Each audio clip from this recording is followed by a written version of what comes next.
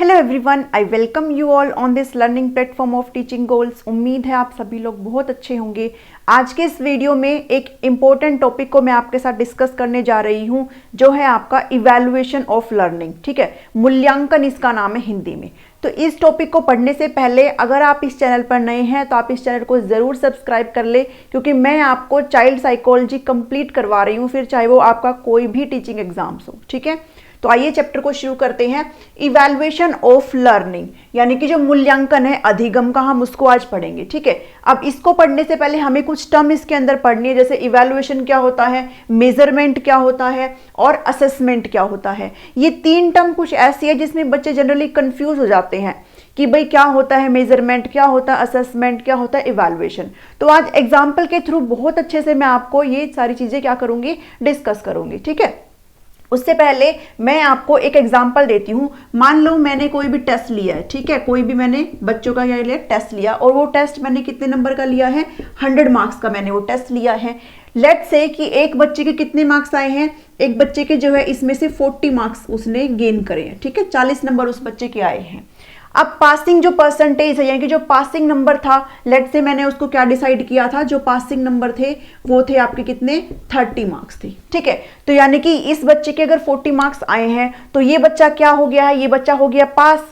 तो ये जो पास करना है, यानी कि मैंने एक जजमेंट पास कर दी है उस बच्चे के बारे में कि ये जो बच्चा है वो क्या हो गया, पास हो गया। तो इसको बोलते हैं क्या, इवैल्यूएशन करना। ठीक है, इवैल्यूएट करना। और ये जो अब उसके कितने नंबर कम है, उसके 60 नंबर कम बन रहे हैं ना, तो उसके ये 60 नंबर क्यों कम बन रहे हैं, ऐसा उसके साथ क्या प्रॉब्लम था, क्या मैंने अगर उसको कुछ, क्या मैंने मेरी जो टीचिंग लर्निंग थी उसमें कहाँ पे जो है कमी रह गई थी, कि कैसे जो है बच्चे ने इतना कम स्कोर किया है। तो इस चीज़ों के बारे में अगर मैं जानकारी हासिल करूँ तो वो क्या है, आपका असेसमेंट में आ जाता है, यानी कि आंकलन में आ जाता है। ठीक है, और उसके बाद मेजरमेंट का मतलब होता है कि कितने नंबर बच्चे ने लिए हैं, कितने नंबर लिए बच्चे ने जो है 40 मार्क्स लिए हैं, यानी कि मेजरमेंट क्या है फिर बच्चे ने कितने नंबर लिए। ठीक है, न्यूमेरिकली ये डिजिट में ये बात करता है मेजरमेंट। ठीक है, बेसिकली नंबर से रिलेटेड होता है।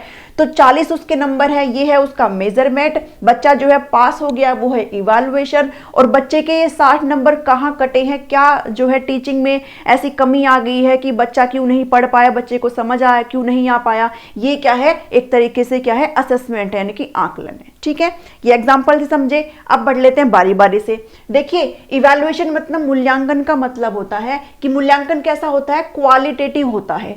ये क्वांटिटेटिव नहीं होता, मतलब मात्रात्मक नहीं होता, बल्कि कैसा होता है, क्वालिटेटिव, यानी कि गुणात्मक होता है। इसमें यह पता चलता है कि बच्चे ने जो है कोई चीज अगर हम उसको पढ़ा रहे हैं तो उसको वो आया है या नहीं आया है, उसको कितना आया है। ठीक है, वो ऐसे ही तो नहीं पढ़ रहा है, उसने कुछ सीखा भी है या नहीं सीखा है।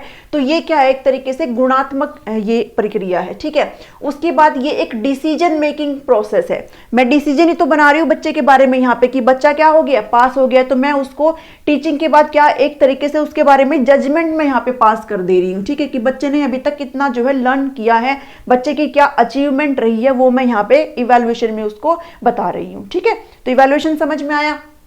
नेक्स्ट है मेजरमेंट। मापन क्या होता है, ये होता है क्वांटिटेटिव, नंबर से ये डील करता है, इसलिए ये कैसा है, मात्रात्मक होता है ये प्रोसेस। ठीक है, ये किससे रिलेट करता है, नंबर से, यानी कि संख्या से संबंधित होता है। जैसे बच्चे को मैं रैंक कर देती हूँ, भाई कोई बच्चा क्लास में फर्स्ट आया तो है ना, किसी के सबसे ज्यादा नंबर है तो मैं उसको बोल दूंगी ये बच्चा फर्स्ट आया है, किसी के सेकंड नंबर पे तो ये बच्चा क्या है, सेकंड नंबर पे आया है। तो ये क्या है, एक तरीके से ये क्या है, मेजरमेंट है। ठीक है, थर्ड वन है असेसमेंट, जिसको हम आंकलन बोलते हैं। Assessment, process of collecting, reviewing, using data for the purpose of improvement. ठीक है, इम्प्रूवमेंट का मतलब क्या होता है, सुधार।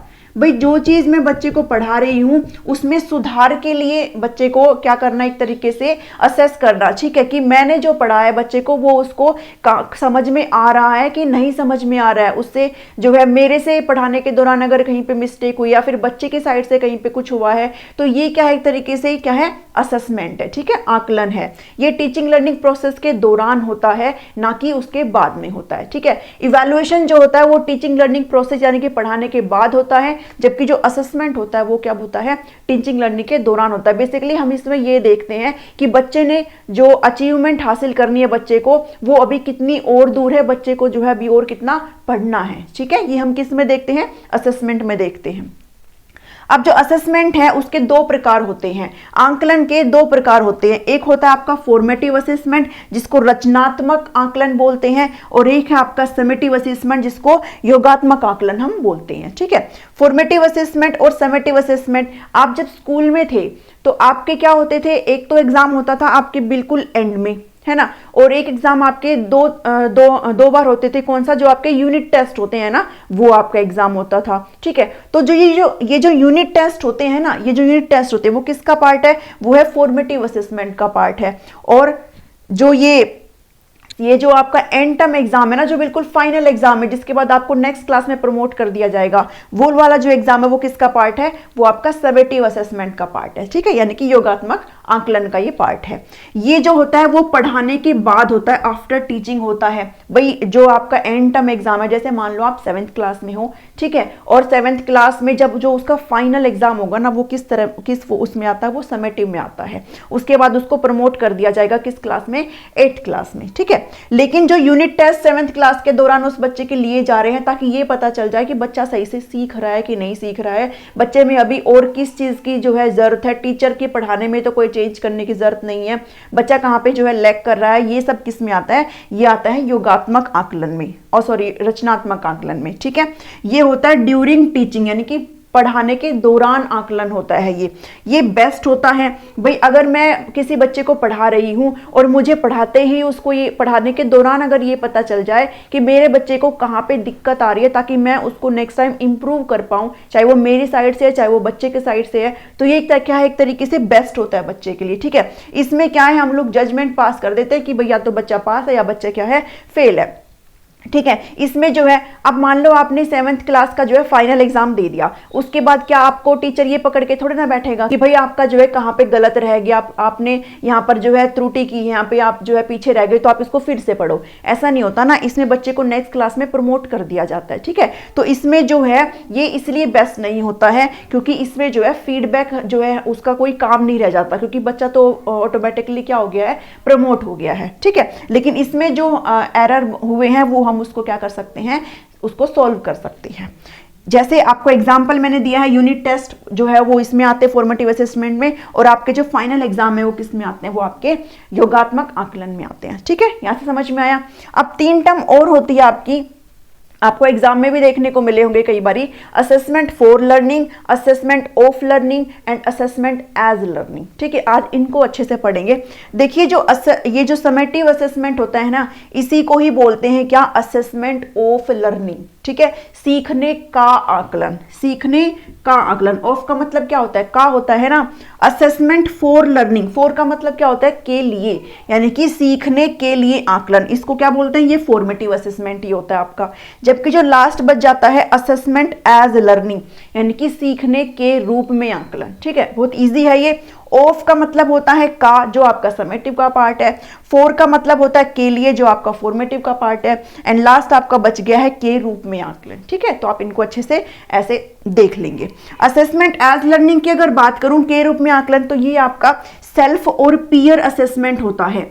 मतलब कि आपने कई बार ऐसे किया होगा ना, जब आप स्कूल में थे, कि टीचर क्या बोल रहा था कि टीचर कई बार जो है चेक नहीं कर पाता था और ऐसे कहता आपस में जो कॉपी को एक्सचेंज कर लो और अपना जो आपस में क्या कर लो, चेक कर लो। तो आप कोई भी टॉपिक अगर पढ़ रहे हो तो आप अपने फ्रेंड के साथ अपनी कॉपी को क्या कर लेते थे, एक्सचेंज कर लेते थे। तो आपकी कॉपी में क्या गलती है वो आपका फ्रेंड बता देता था, और फ्रेंड की कॉपी में क्या गलती है वो आप बता देते थे। तो ये किस में आता था, ये आपका आता था असेसमेंट एज लर्निंग में। ठीक है, यानी कि आपने खुद ने और आपके पीयर जो आपके सहपाठी होते हैं उनको बोलते हैं, उन्होंने आपस में एक दूसरे का क्या कर लिया है, आंकलन यहाँ पे कर लिया है। ठीक है, यहां तक समझ में आया।